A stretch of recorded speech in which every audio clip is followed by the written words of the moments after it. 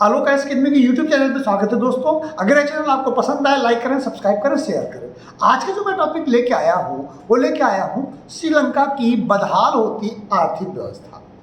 दोस्तों, आप जानते हैं कि श्रीलंका कभी ब्रिटिश टेरिटोरियल का एक हिस्सा हुआ करता था, जिसका इसकी जो विदेश नीति है उस विदेश नीति का नियंत्रण ब्रिटिश इंडिया की जो सरकार है वो करती थी, यानी अंग्रेजों की सरकार करती थी।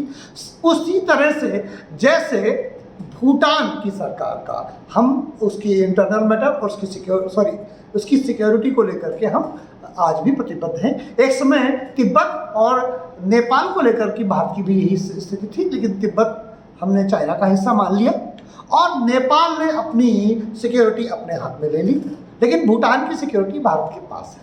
दोस्तों, 1948 में श्रीलंका इस जो भारत की टेरिटोरियल व्यवस्था का हिस्सा था उससे उसको स्वतंत्रता प्राप्त हो जाती है और 1948 के बाद श्रीलंका संपूर्ण रूप से अपनी विदेश नीतियों को निर्धारित करने की शक्ति और अपनी सेना को रखने की शक्ति प्राप्त कर लेता है।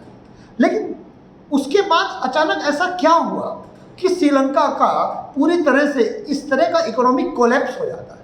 इसको समझने के लिए हमें 2004 में भारत के अंदर देखना पड़ेगा कि 2004 के बाद या 21वीं सदी में भारत की सरकारों ने ऐसा क्या किया कि चाइना इतना बहुत मजबूती से उभर कर आया और उसके साथ श्रीलंका ने भी की सरकारों ने ऐसा क्या किया कि चीन बहुत स्ट्रॉन्ग तरीके से उत्पन्न होकर के आया। दोस्तों, ये बार बार मैं क्लास में बताता रहता हूँ, यूट्यूब में भी हो सकता है मैंने कई बार बताया हो कि 2004 में एक समझौता हुआ था 4-5 में, जिसमें कम्युनिस्ट पार्टी ऑफ चाइना और भारत की कांग्रेस पार्टी के बीच में एक एग्रीमेंट हुआ था। और वो एग्रीमेंट के कंटेंट क्या है आरटीआई से भी आज तक कांग्रेस सरकार नहीं बताती है कि ये विश्व का एकमात्र ऐसा एग्रीमेंट था जिसमें एक देश की सरकार ने एक देश की पार्टी से एग्रीमेंट किया और वो एग्रीमेंट क्या था किसी को नहीं पता। लोग अलग अलग तरीके के कयास लगाते हैं, लेकिन व्हाट इज द रियलिटी ये किसी को नहीं पता उस एग्रीमेंट के बारे में। लेकिन हाँ, उस एग्रीमेंट के होने के बाद भारत में बहुत निगेटिव परिवर्तन आए। इससे बड़ा शक होता है कि एग्रीमेंट कहीं नकारात्मक तरीके से तो देश को नीचे ले जाने के लिए नहीं था, क्योंकि 2004 से 14 के बीच में आप देखेंगे तो भारत की जो इकोनॉमी है वो चाइना के प्रोडक्ट को बेचने की इकोनॉमी बनकर रह जाती है। भारत का पूरा जो मैन्युफैक्चरिंग है वो कोलैप्स हो जाता है। ऐसी इस देश की विदेशी नीतियाँ बनाई जाती हैं या विदेशी आर्थिक नीतियाँ इस तरह से बनाई जाती हैं कि चीन को उसका प्रत्यक्ष लाभ मिले। ऐसा मैं नहीं कह रहा हूँ, ऐसा उसके चीन के साथ बढ़ते व्यापार के साथ में और भारत के साथ उसकी जो भारत की मैन्युफैक्चरिंग का लगातार कमजोर होते जाना ये बताता है कि भारत की मैन्युफैक्चरिंग को कहीं जानबूझ करके तो नष्ट नहीं किया जा रहा था। यही हाल चीन का था। चीन की भी मैन्युफैक्चरिंग वहाँ की खत्म कर दी गई। चीन को जरूरत से ज़्यादा लोन दिया गया। वहाँ पर चीन के द्वारा श्रीलंका सरकार को चीन की ये रणनीति थी कि श्रीलंका को भी पूरी तरह से खत्म कर दिया जाए। भारत के प्रभाव क्षेत्र वाले देश जैसे नेपाल, जैसे भूटान, बांग्लादेश, श्रीलंका, मालदीव, ये भारत के प्रभाव वाले देश थे जहां भारत की तूती बोलती थी। लेकिन 2004 से 14 के बीच में भारत नेपाल के संबंधों में भी खटास आती है। भारत बांग्लादेश के संबंध उस तरह से नहीं रहते, भारत श्रीलंका के भी संबंध नहीं रहते, मालदीव के भी नहीं रहते। इवन देन मालदीव में तो चीन की कंपनियां जमीन खरीद सकती थी, मालिकाना हक के साथ आइलैंड खरीद सकती थी। इस तरह की सरकार मालदीव में चाइना ने बनवा ली थी।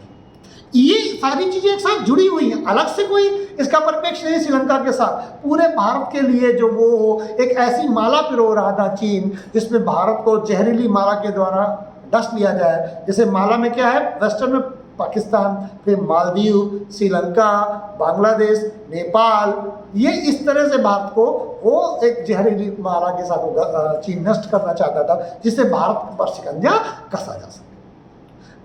लेकिन 2014 के बाद चीज़ें बदलने लगती हैं। भारत में एक ऐसी राष्ट्रवादी सरकार आ जाती है जो अब अपने राष्ट्र प्रथम की कॉन्सेप्ट पर चलते हैं और उसने चीन की उस विषैली जो नीति है उसको तोड़ने की कोशिश की।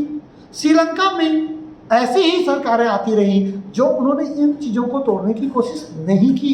इकोनॉमिक रूप से चीन ने इतना कर्ज दिया कि श्रीलंका उस कर्ज के जाल पे ट्रैप्ड हो गया, पहला। और चीन दुनिया का एकमात्र ऐसा राष्ट्र है जो वो इसकी विदेश नीति का आधार है, वो उस राष्ट्र की जमीन को हड़पना चाहता है, वो उस राष्ट्र की संप्रभुता को नष्ट करना चाहता है। ये चीन की का पहली रणनीति है। श्रीलंका की सरकार शायद नहीं समझ पाई, या श्रीलंका के जो राष्ट्रपति हैं या प्रधानमंत्री हैं वो उस गहराई को अंदाजा उस तरह से नहीं लगा पाए, और चीन के उस आर्थिक जंजाल पर श्रीलंका फंस गया। लेकिन क्या इतनी तेजी से क्षरण संभव था श्रीलंका का, इतनी ज़्यादा आर्थिक जंजाल? नहीं। एक प्रमुख कारण है चीन की वो रणनीति जिसके तहत श्रीलंका जैसे देशों पर वो संप्रभु रूप से कब्जा कर ले, उसकी लैंड पर अपना कब्जा कर ले, जिससे भारत पर नियंत्रण किया जा सके। और दूसरा था कि कोरोना वायरस। कोरोना वायरस आने के बाद हो सकता है श्रीलंका एक दशक बाद उस तरह की जंजाल में फंसता, लेकिन कोरोना वायरस ने जो श्रीलंका की इकोनॉमी थी, टूरिज्म बेस्ड, पर्यटन बेस्ड इकोनॉमी है, उस टूरिज्म बेस्ड इकोनॉमी को पूरी तरह से शून्य कर दिया, क्योंकि कोरोना वायरस के बाद तो अंतर्राष्ट्रीय कोई पर्यटक आने नहीं है। मैं गया हूँ इंडिया में, जैसे मैं गया था इसमें बालाजी महाराज दर्शन करने, तो लौटते समय मेरे बेटे की बड़ी इच्छा थी कि वो ताजमहल को देखना चाहते हैं, आप जानते हैं। तो मैं ताजमहल गया। ताजमहल जाने के बाद मैंने देखा कि वहाँ जो गाइड 1000 रुपये लेता था वो 100 रुपये में भी तैयार आपको सब कुछ बताने है ही नहीं। विदेशी पर्यटक थे नहीं, स्वदेशी पर्यटक इतना अफोर्ड नहीं कर पाते। तो पर्यटन से जब भारत हाल बेहाल था तो श्रीलंका के क्या हाल होने थे। पर्यटन ने, जो श्रीलंका की इकोनॉमी है, जो 5 अरब डॉलर प्रतिवर्ष लगभग पर्यटन से उसे प्राप्त होता था, वो शून्य हो गया। तो श्रीलंका में डॉलर का जो प्रवेश था वो शून्य है, और जो डॉलर चीन के माध्यम से आया था उसमें इतना ब्याज देना है कि ब्याज देने के लिए तो पैसे नहीं, क्योंकि वो तो प्रोडक्ट में पैसा लग गया। डैम बनना था, बन रहा है या बन गया। अब अगर उससे जो लाभ होगा वो होगा नहीं होगा लॉन्ग टर्म में पता चलेगा, लेकिन ब्याज का पैसा तो तुरंत देना है, और जो ब्याज के लिए पैसा देना है उसके प्रमुख कमाई थी पर्यटन, वो पर्यटन शून्य है। और उसके साथ साथ चीन, आप जानते ही हैं कि वो किसी को कसाई की तरह है, वो छोड़ता किसी को नहीं है। ब्रिटिश एम्पायर की तरह वो पूरी दुनिया में अपने एम्पायर को बढ़ाना चाहता है, और उसका जो सबसे बड़ा प्रतिद्वंदी है वो भारत है। तो भारत को नष्ट करने के लिए सबसे पहले भारत के पड़ोसियों को नष्ट करना चाहता है। अब आगे क्या? आगे मेरा यही मानना है कि भारत में जिस तरह की सरकार है और जिस तरह से भारत हमारे श्रीलंका इतिहास से हमारे संबंध रहे हैं, चोलों के समय में आधा श्रीलंका भारत का हिस्सा था, भारत था, और ब्रिटिश एम्पायर में भी भारत के टेरिटरी के रूप में था, हमारा पड़ोसी है, और हमें जानते हैं कि श्रीलंका उसमें षड्यंत्र कर रहा है। तो ये हमारी नैतिक जिम्मेदारी भी है, और सरकार उस जिम्मेदारी को उठाएगी, ऐसा मुझे आशा ही नहीं विश्वास है कि श्रीलंका की आर्थिक जो समस्याएं चल रही हैं उन आर्थिक समस्याओं को भारत सरकार सुलझाए, उसमें उसको ऋण दे, उसकी मदद करे, और उसको अपने पैरों में खड़ा होने की कोशिश करवाए, जिससे चीन की जो चाल है, जो भारत को नष्ट करना चाहता है हमारे पड़ोसी के माध्यम से, उस चाल को नाकाम किया जा सके। दोस्तों, उम्मीद है कि श्रीलंका की जो आर्थिक समस्याओं का वास्तविक दोषी कौन है उसको लेकर के मैंने आपको एक परिचर्चा की है। उम्मीद है कि परिचर्चा आपको पसंद आई होगी। अगर यहाँ तक आपने मेरे वीडियो को देखा है तो प्लीज़ लाइक करें, सब्सक्राइब करें, शेयर अवश्य करें, जिससे आप तक बेहतरीन वीडियो एक उचित समय, न्यूनतम समय पर आपको मैं उपलब्ध करा सकूँ। आज का वीडियो यही समाप्त करता हूँ। नमस्कार, जय हिंद, जय भारत।